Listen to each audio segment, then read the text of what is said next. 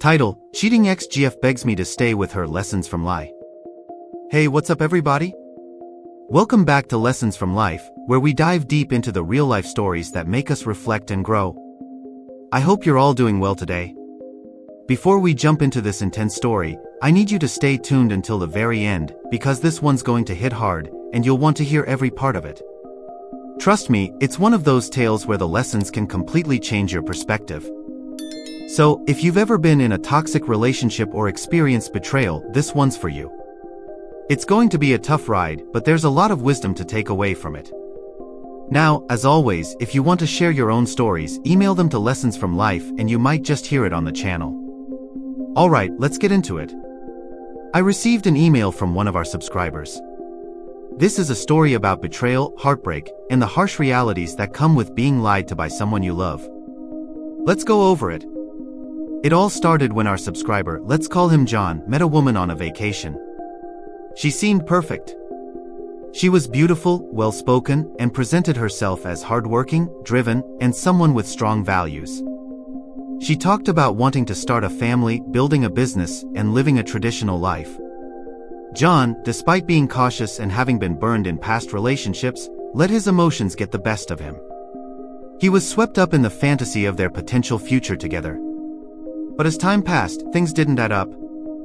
He started noticing things that didn't sit right. The little lies, the texts to guys on social media, and pictures being sent to her ex-boyfriend. But love clouded his judgment. Instead of walking away when the trust was broken, he stayed. But here's the thing, when we let ourselves become blinded by love, we often ignore the red flags, and that's exactly what John did. He went on, deepening his relationship with her, even though he knew deep down that something was off. And that's where things really started to unravel. After months of ignoring the gut feeling, John finally decided to investigate. He knew something wasn't right, so he used an old iPhone to track her texts and location. This is where things really started to go downhill. What he discovered was devastating. She wasn't just texting other guys, she was meeting them, and worse, she was seeing a married man. This wasn't just emotional betrayal, this was physical, and it was gut-wrenching. But the worst part wasn't just finding out what she was doing, it was the fact that John had to go through such lengths to discover the truth. He had to watch her and use deception just to confirm what he suspected. That's a painful reality, feeling like you have to sneak around just to catch someone in a lie. But John didn't let it slide. He confronted her. And when he did, she did what a lot of people in this situation do. She lied, gaslit, and tried to turn the situation around on him. She begged for forgiveness, cried crocodile tears, and even blocked him from leaving. But John had seen enough. He knew the truth now. He knew the betrayal was deeper than just a few lies. And you know what? He walked away. This is where the moral dilemma comes in. John still had the phone. He had evidence, pictures, and messages that could expose the married man to his wife. Should he reach out and reveal the truth? Or should he just move on and let the chips fall where they may? Now, let's pause and think about this for a moment. John was in a tough spot. He had been lied to and betrayed, and when you're in that position, it's easy to want revenge. It's easy to want to expose the cheater, make them pay for what they did. But here's the thing, while revenge might feel good for a second, it's not the key to healing. I've been in situations where I felt like I wanted to get back at someone who hurt me. It's natural to feel that way. But the truth is, the best way to get back at someone who wronged you isn't through their pain, but by focusing on your own growth. When you walk away from toxic people and situations, you take back control of your life. And that's exactly what John did. Now, I know some of you might be thinking, what about the wife? Doesn't she deserve to know the truth? And I get that. If it were me, I'd be tempted to expose the cheater, to make sure the wife knew what was happening. But remember, what you do next can either propel you forward or keep you stuck in the past. The key is to let go and focus on your future. John made the right decision by walking away and going no contact. The phone? He should throw it away. Stop watching them. Stop letting them occupy space in his mind.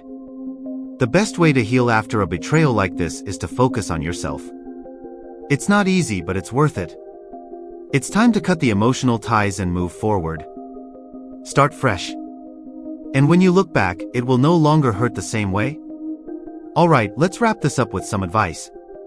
To anyone out there who's been through something like this, I want you to remember this: you're not defined by the betrayal. It might feel like your world is falling apart, but it's just the beginning of your transformation. Use that pain as fuel to grow stronger.